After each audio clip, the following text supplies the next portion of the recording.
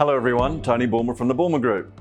I haven't regularly talked about dress over the years for my clients, and you might say wearing a shirt like this, Tony, you've no right to offer any advice on dress standards in the workplace, and you're probably right. But I want to share some thoughts around the world that we're in, given people working remotely, at least part of the time, people presenting virtually, people watching your communication virtually, and therefore they're possibly working remotely, and therefore the dress that's appropriate.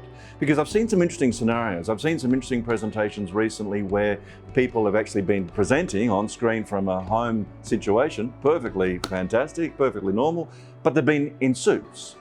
And it really hasn't looked right. It's actually looked like a disconnect.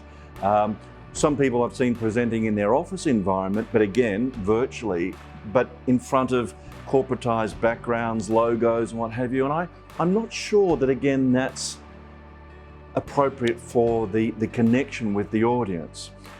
One of the most overused expressions in the workplace in the last few years has been that of authenticity. But I've been talking about authenticity for 30 years. I haven't necessarily used the word, but I've talked about being natural. And as part of that, what I would simply suggest is, I want you to think about what sort of dress is going to be right for your audience, perhaps given their mindset and perhaps given what they're going to be doing and wearing, and also what's appropriate rather for your environment. One of the other words that's been used a lot over the years is professional. And people often dress a certain way to think or to feel professional, but you've got to ask yourself, are you dressing in a way that's simply what you've traditionally felt comfortable with? And then ask yourself, is that going to connect? That's the key word. Is that going to connect with your audience who's watching you in whatever environment you're in?